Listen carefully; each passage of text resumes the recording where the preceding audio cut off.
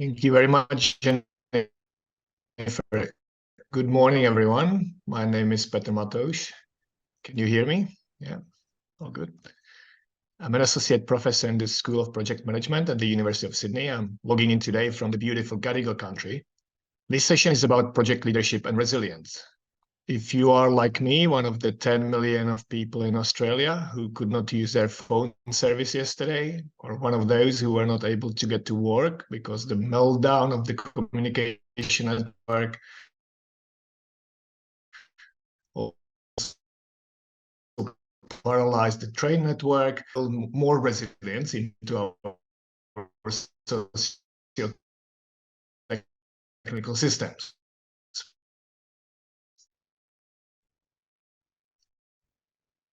We have an absolutely brilliant lineup of panelists ready to share their wisdom. Professor Jarzabkowski, please, in a bit of their work first. So let's start with Paula. Hi, nice to meet you all. Thanks very much for inviting me.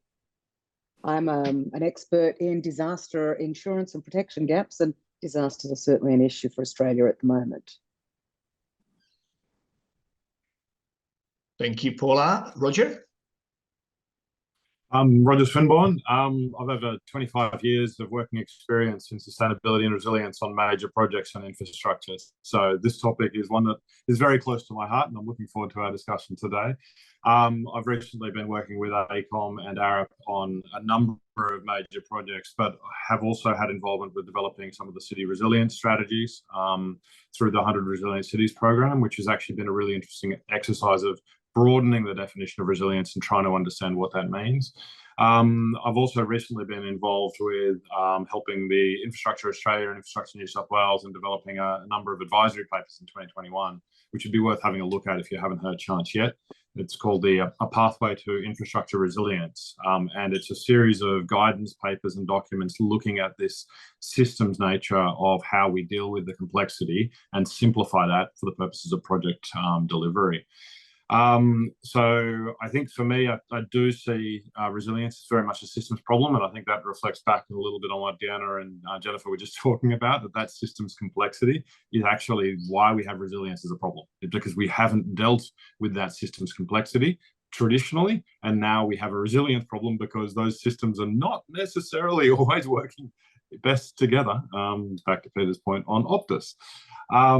So look, for me, infrastructure and projects need to serve our social, environmental, and economic and financial needs.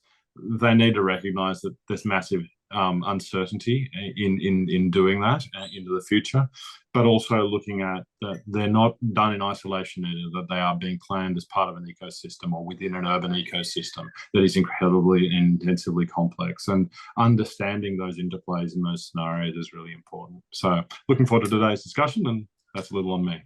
Cheers. Great. Thank you, Roger. And Nader? Hi, everybody. Naderpajouh. I'm a risk and resilience researcher. So happy to discuss. Okay, thank you, everyone. This is great. Now the participants know who we have here, and I would like to encourage all participants to start using the Q&A function as you have been doing, as you did in the previous session. So it is, you'll find it at the bottom of your Zoom interface, most likely, and submit your questions, or you can bump up other participants' questions to give them higher priority to be tackled during the session. While you are preparing your questions, I will start with a couple of questions that I have prepared myself. First, to Roger. Could you please first get us on the same page by sharing what resilience in projects means to you? And perhaps how do you distinguish it from risk? Yeah, thanks. I think for me, it's been a really interesting journey. I've worked with a lot of risk specialists over the last couple of years, and I guess looking at it within the context of resilience, and I'm trying to unpack a little bit about what that means, why are they different? Is it just in multi-hazard risk assessment, or is it something bigger and different to that? And that's been a really interesting, I guess, theoretical discussion a little bit. And I think for me, I kind of often go back to dictionaries on this. Like we play with narratives and definitions a lot in our industry, but I kind of just want to go back to the Oxford dictionary. So the Oxford defines risk as a situation involving exposure to danger or threat. whereas resilience is defined as the capacity to recover quickly from difficulties. Now, that's just core Oxford definition, but I think it actually says quite a lot around how we think about resilience and how we think about that differently to risk. And I think when we're talking about major projects, it's critical we do think about both, and we understand that they are separate, but need to be considered in parallel, I guess. New South Wales released in 2018, pre-COVID, interestingly, and there's been a lot of discussion on resilience post-COVID, but the pre-COVID discussion is really quite interesting. And they developed a critical infrastructure resilience strategy, which identified from a sort of major projects point of view, you've got infrastructure resilience, which is the resilience planned for, designed, or built into assets, network, and systems. Organizational resilience, which is the resilience of the organizations, personnel, processes supporting the infrastructure to supply a service. And then community resilience, which is actually the resilience of the community in maintaining and building its resilience while contributing to the infrastructure resilience. So it kind of puts it in those three lenses, which I think is a really nice way of looking at it as a problem, because it's not just about the resilience of that piece of infrastructure in isolation. It is about that context and what that brings to the community. In 2021, the World Bank released a resilience rating system. And I like the way they approach it. So they talk about the resilience of the project and the resilience through the project, which I thought was, once again, a really nice way of thinking about what are we talking about when we're talking about resilience. So when we're talking about the asset, it's often taken with a risk lens because we own the risk, we own the responsibility, and we need to deliver on that. But when we're thinking about resilience, it's often beyond the nature of the risk that we face in the project and how we basically identify the likelihood and consequence of that. But that idea of the resilience through the project, I think, is a challenge that we need to take on when we're thinking about major projects. So for me, I think the big feature difference between risk and resilience is, for me, risk I see as owned and resilience is shared. Now, that's a big difference, right? Because owned risk can be costed, priced, managed, coordinated. The shared risk, which is often multi-agency, multi-project, it's a systemic risk. And the issue is that we don't have the governance systems to actually engage with resilience challenges in the same way we do with risk. Risk is much easier because we can own it, we can manage it, we can plan for it, and we can coordinate it. Resilience has a level of complexity to it, which I think we need to see as through a different lens, I guess. But that's my thoughts, yeah. Yeah, great. I think it ties back to the conclusion of the previous sessions about the importance to understand things at the system level, right? And so you mentioned two types of resilience through projects, and what was the other one? Resilience of projects. Of projects. Okay, well, that ties next to my next question. Nader, can we build resilience by projects? Thanks, Petr. Yeah, I think when we talk about resilience by projects, or if I want to open it in other words, is meaning that we want to enhance resilience of a system, whether, for example, as Roger was saying, it's a community, it's an organization, or it's a for example, an infrastructure system. We are dealing with a paradox, and this paradox is very, very interesting paradox. In one hand, we have project as a very efficient form of organizing compared to established organization to deliver resilience, because we have agility, we have the projects are actually a platform to bring different stakeholders, because a lot of time to enhance resilience, you need a collective action. You need to bring different viewpoints together. So from one hand, projects are basically the main means that we are delivering resilience, and this can be delivering resilience in the form of preparedness. You have projects, for example, just a simple shelter building projects in bushfires. It can be resilience through response. So a project in response to a disruption that we would have. We have a lot of projects for recovery. For example, we have a flood and we want to recover from the flood. So we have projects on that context, and also we have adaptation projects, which are very important. We are learning from the disaster, and we try to live with those projects. So from one hand, we have projects as the very effective platform, very effective form of organizing. On the other hand of this paradox, projects have limitations in terms of accountability and governance, because a lot of time when we talk about resilience, we are talking about long-term goals. And a lot of time it is harder to ensure long-term goals through projects. I give you a simple example. You have, for example, two communities, and you invest in resilience building of one community, which is very prone to frequent floods. In that sense, if we are increasing the resilience, we somehow lock them also into a future that probably is not wanted. And if we let the natural course would go through it, probably that community would move from that place. So these are the two sides of a paradox when we are talking about building resilience through projects. From one side, a very effective tool, but from other side, there are limitations to ensure the future resilience goals. And if I want to connect it to the previous discussion, again, the answer here is a system view. How do we embed projects within a set of programs that's within the set of systems, and don't look at one project and goals of one project only. Thank you. So we have to, I guess, expand beyond what maybe in the old days was seen as the turf of project management, a bit beyond the boundary of the narrow boundary of a project, right? Okay, Paula, how about money? What's the role of finance in building resilience? Yeah, so I think that I can pick up on a couple of the things said by both of the previous speakers, but I want to first explain the underlying things that lead to some of this resilience. In particular, I want to talk about the disaster insurance sector. Insurance generally, and particularly disaster insurance, is one of the ways that we have a hidden engine of resilience. So what it is both, so insurance is what's called anticipatory financing. So you put money in place in advance of any potential losses that will pay when a loss occurs to rebuild.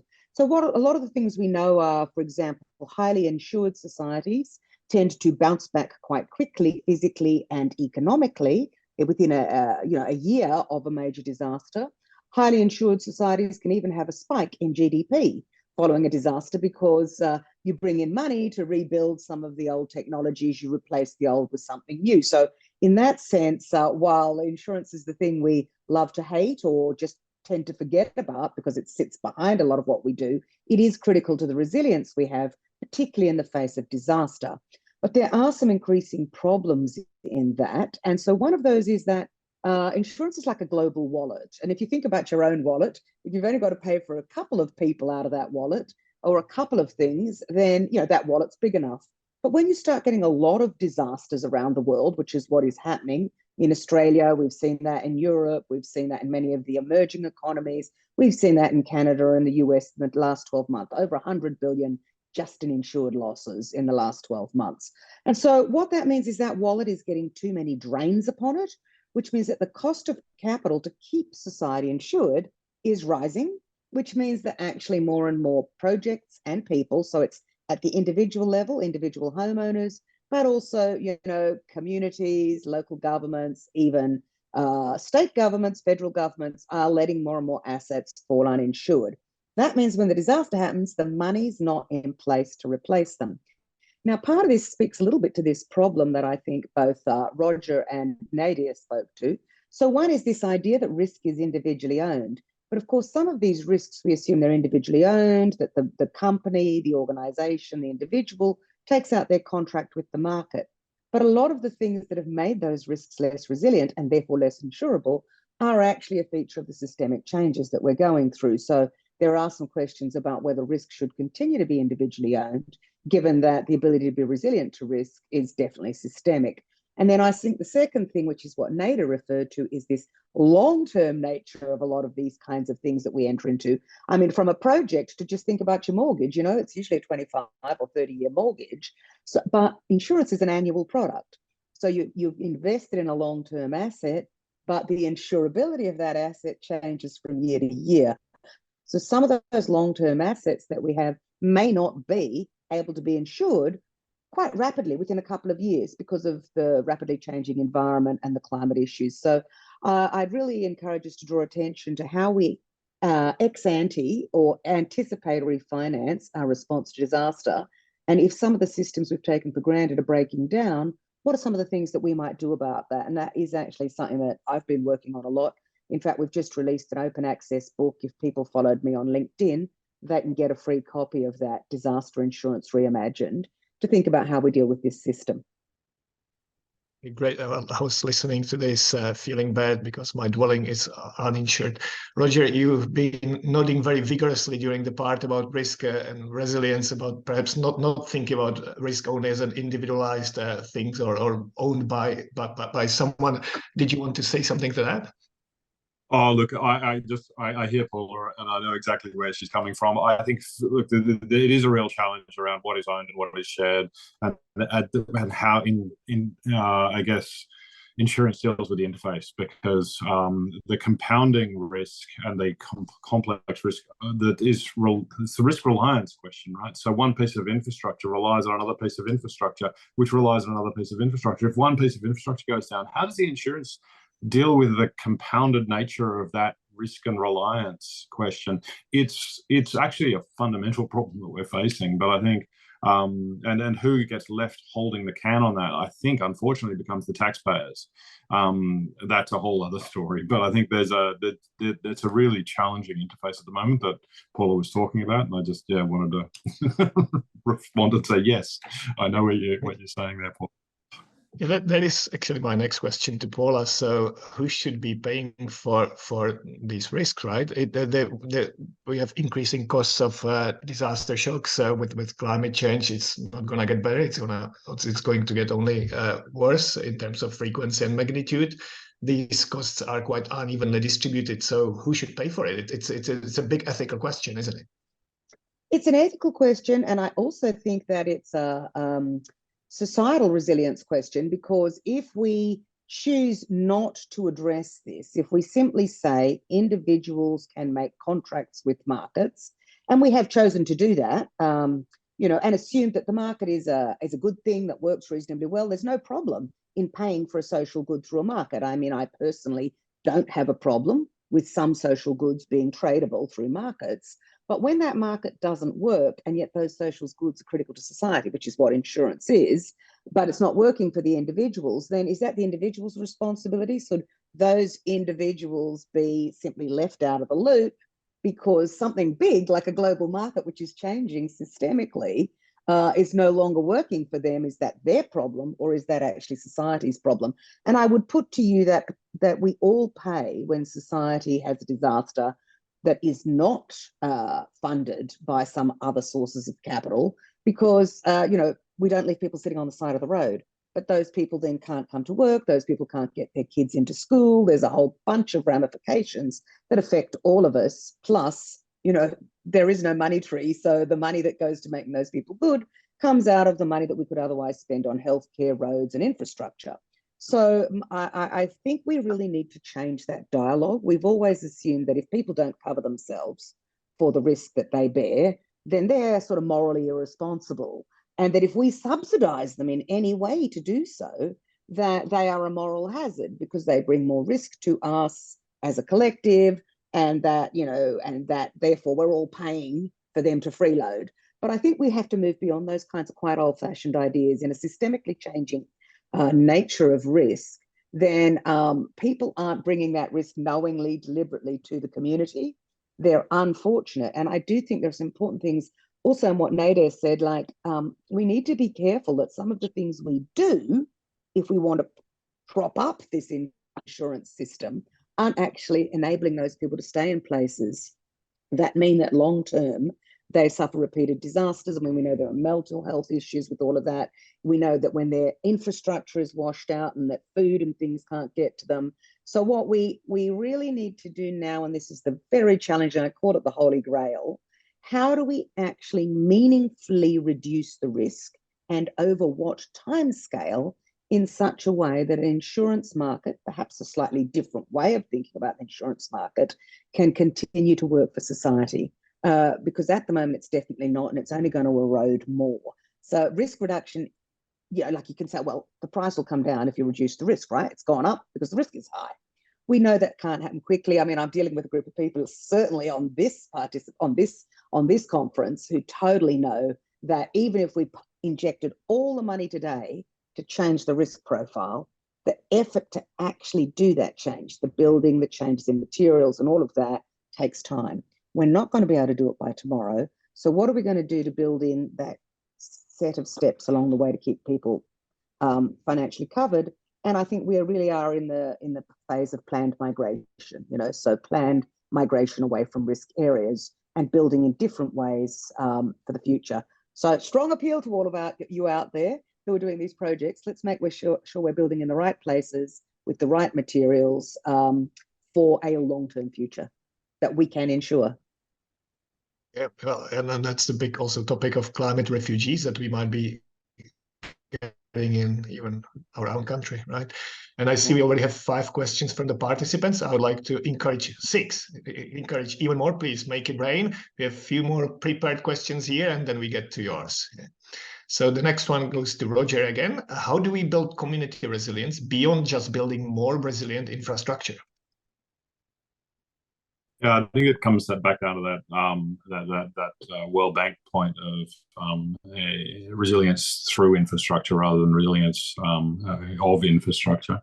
So I think for me, look, from a community resilience point of view, this is really about communities' expectations, and it comes back a little bit to what Paula was talking about, and that is, well, what is the expectations of the community in relation to who manages their risk reliance, and what does that look like? And then how much do we invest versus how much is it about education, sufficiency, managing expectations, but also how we can build capacity of those communities to bounce back and thrive from shock and stress.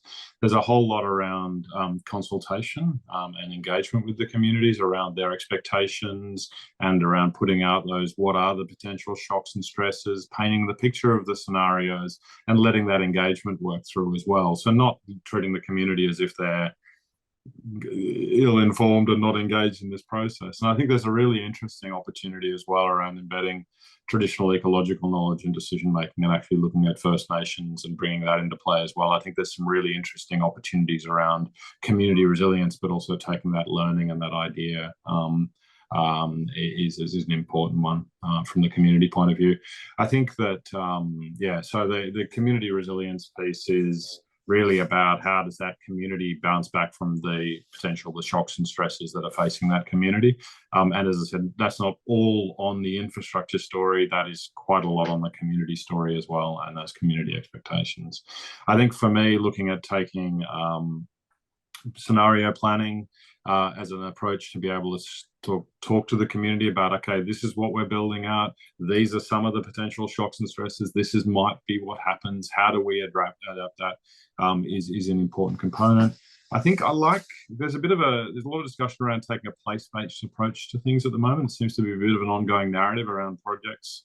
And I think the place-based approach kind of brings us to thinking about the multiple complex stakeholders that sit within place, and that what the project or the program does in facilitating and enabling that. I think that it actually forces us to think systemically, which is one of the challenges that we often deal with when we're dealing with projects, which are often very much based on input and output. Whereas if you're talking about a precinct or a place, you're talking about outcomes and impact. And that shift actually allows us to think about resilience and sustainability in a way that we often struggle with at an individual project level. So yeah, community and understanding the community resilience side of things when we're talking about infrastructure resilience is really important. And as I said, I think it's, from a project point of view, it's resilience through the project, not resilience of the project. Mm-hmm. Yeah. And also we can think of projects as sort of response to shocks. Emergency response is a type of temporary organizing that is of interest to project scholars and project practitioners as well. Nader, can you just share a bit of your experience studying emergency response as a type of temporary organizing and how that can build resilience as well? Definitely. When we focus on emergency responses or crisis response, again, a project is what we are always doing. It is project is a platform to bring different stakeholders on board, and as we see when emergency happens, for example, let's say if there is a fire, for example, in a building in a city, we need police, we need a fire station, we need different organizations to come on board. And this is what we do in different projects in the form of bringing stakeholders, also communities on board. So, but again, projects are very effective form, and studying emergency responses and crisis responses in the form of a project would help us to understand these emergency responses much better. I just want to focus on two elements of this, and one is people, and the other one is knowledge. A lot of time when we have emergency responses, especially in bigger scale, the knowledge is lost because we have a lot of volunteers, for example, coming. And this is something that has been studied in projects extensively. How do we maintain the knowledge and bring the knowledge from the projects to the main organizations and then use it in the next crisis response? So in that sense, again, if we want to interaction of projects and resilience, focusing on knowledge management, given the temporary nature of projects, is very important. Second one is people. A lot of time we have people who are working in these projects, and let's say people from one organization go to this crisis response. When they come back to the organization, they might get involved into a different project with different project manager. And that project manager might not acknowledge that, okay, this person have already been involved in that project. So how do we take care of them?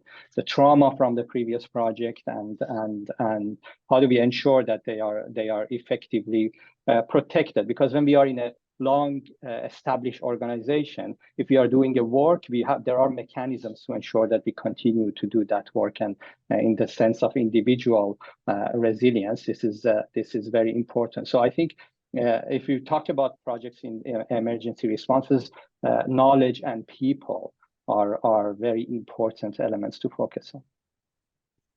Thank you, Nader. Let's move to the questions from the participants. First, it just moved in front of my eyes. First question I wanted to ask is from Jess Henderson-Wilson. How can we integrate best practice resilience into how we plan and deliver current, future major mega projects, such as those for energy transition? Who would like to take that? It's not an easy one. Maybe I'll just repeat.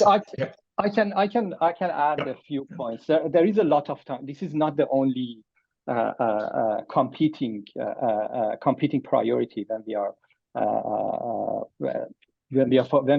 developing or planning for a resilience building project. And if you remember, even in the previous panel, Terry mentioned that in a lot of purely energy transition project, we would have competing priority. And a lot of time, these resilience building projects are having a very hard competing priority. So sometimes we say that, for example, we need to limit, for example, agriculture here in this area, which is a main source of income, which is a main source of community building, because we want to increase their resilience. How to do that? There are ways of community engagement and collective decision making, I think, to ensure that the path forward is understood by all the stakeholders, because if it is not, then it is not very long term. Thank you, Nader. Let's move to a question from Alfin Afan, who was a very good student of mine. How can we measure or assess resilience within projects? That's the first part of the question. And can it be assessed quantitatively? Would someone like to take this first part of the question? Roger. Yeah, I think there's a challenge with measurement, and I've been.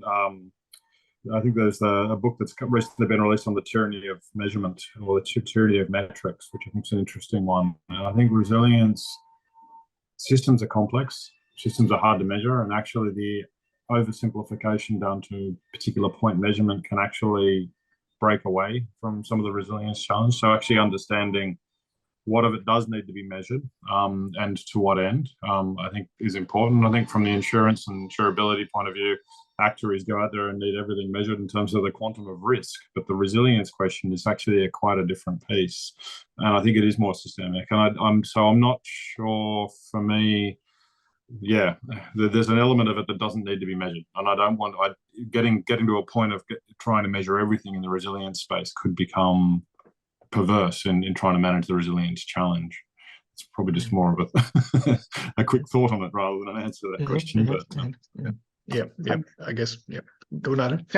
Just quickly want to add that the first link that I sent there, we have discussions about measuring of resilience on that specifically. For example, sometimes because there is you need to consider not only the whole system but also multiple levels, and a lot of times these multiple levels are also contradictory. For example, if you ensure resilience of individuals, psychological resilience of project people, we might not necessarily ensure resilience of an organization. And so we have this discussion of multi-layer when you collect the data on these each level indices and you try to build a resilience index together, what are the nuances that we would face? Could I just jump in very briefly on this as well? Because I think we need to acknowledge that resilience has multiple dimensions, and sometimes some of the dimensions that you might satisfy, like, for example, the physical resilience of something may actually not also align with the emotional or social resilience of those experiencing that. So I think we have to accept that resilience can't be a unidimensional measure, and that we'll have to work out how to live with the trade-offs that we might be creating in trying to build physical resilience, even impose physical resilience on systems, which may then destroy issues of community or create emotional responses. So, and I think some of that's actually come up in some of the questions around issues to do with culture and sort of senses of place as well, that we need to be aware that resilience is complex and multidimensional. Right. Yeah, and then that tackles, I guess, the other question about culture and historical sensitivities. We do not have First Nations representation on this panel, but so I would not dare to speak on First Nations behalf here. But it's really something that there's still a lot of work to be done, and yeah, we need to do better in that sense. There is a second part to the previous question about sort of paradox or tension between the temporary and time-limited nature of projects and their sort of a defined scope, and then the largeness and long-termness of resilience. Does anyone want to say anything on that, or we just acknowledge that that's there? I think, yeah, that's the nature of it. There was some discussion about whether it is a paradox or not, which is an interesting discussion, because Paula would be better to respond to what is paradox and what is not than me. But yeah, it's an interesting discussion to see how we frame this as a paradox. But I suppose you touched upon it, Nader, when you said or when you discussed projects in terms of being the vehicles of resilience, right? So I see them as something that can kick the system in a certain direction, and yeah, it has a beginning and an end, and it is small, but it can tweak a part of the system and something that the whole structure might become more or less resilient, right? I can give one example of this long-term accountability, and it's a very different example than what we had. For example, in apartment building in Australia, we had a serious issue across the world also, which is, for example, like Grenfell Tower of the world and Mascot and those towers here. And the main issue that we are talking about is those long-term accountability of project. We cannot ensure that the parties involved and deliver this project are long-term accountable to the defects that are coming up. So this might help understanding the paradox. Let's move to the next question from Mashid. Sorry, I was just gonna touch on something there very quickly. I think for me, managing the future uncertainty is incredibly challenging because it's uncertain, right? But I think for me, coming back to the risk resilience lens, I think for me, resilience is it's got a foundation in threat, and it's got to be quantified. We've got to go through the consequence and likelihood metrics and all of those sorts of things. I think for me, resilience is more threat agnostic. So it doesn't necessarily require that level of understanding of what that is. It's more about how the system bounces back from a shock or a shock or a stress that was implementing that asset, and it doesn't have to necessarily get down to that level of known. And I guess if we kind of think about resilience as sort of unknown, uncharacterized, low probability, but potentially very significant over time, yeah, we don't have to get that level of quantification in the threat matrix. So yeah. Yep. Okay. Cool. So to Mashit's question, what strategies and principles from the insurance industry's business model can be adapted and applied to create sustainable income streams and provide enhanced protection for individuals in the business to consumer sector? I think that sounds like a question to Paula. Wow, that's an easy one then. Thanks for that question. Yeah, look, I honestly do think that this is a problematic area for the business model itself. So if we think about the basis of the business model, there's two aspects of the insurance business model. So one is that you collect the premiums of the many to pay for the losses of the few. So there's this notion of capital reserving from the premiums of the many. The second is, of course, that those premiums are, in fact, the income stream to insurance companies, which they then, it's not like they just put the money in a bag somewhere and pull it out when we need to pay. They actually then use that to invest. And those investments release returns, and those returns then support the capital reserving. So we're in a pretty complex world at the moment in terms of when you get a declining pool of insureds, you get a declining pool of income stream and revenue for insurance companies.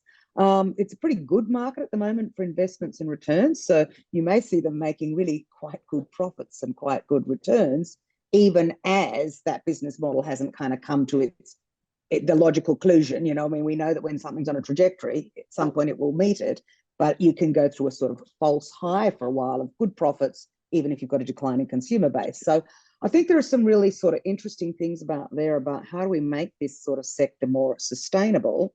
There's some interesting stuff going on there, Masood. So trying to work out whether insurers, in fact, should be using their investment portfolio, which they use to build their reserves, their capital reserves, should they be using that to invest in, for example, resilient infrastructure, sustainable infrastructure? I think we're all a bit confused, and perhaps you on this call can tell me, what is a good investment in sustainable infrastructure? What are the projects that are going to deliver us a sustainable future that we should be putting those investments into? So I think that is a real puzzle for all of us that will help reinvigorate the sustainability of that business model on the asset and investment side.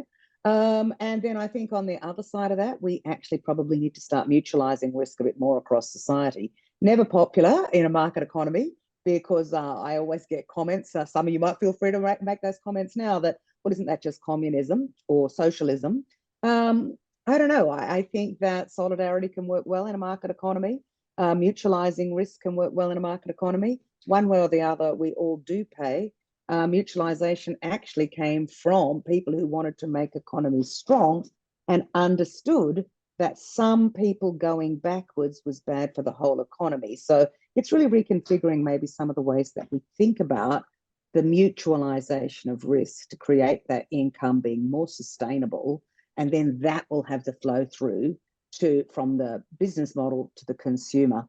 We've got to stop asking the consumer to fix the problem. That is a systemic problem. Sorry, Roger, I see your finger up, but we're out of time. I think it's the best timing to finish a session on the notion about communism and socialism. I don't think mutualized. We have... I think we can continue the discussions on the chat box. So. Yeah, feel free. And so, yeah, we have not resolved all the issues of resilience in changing world, but we had a good chat.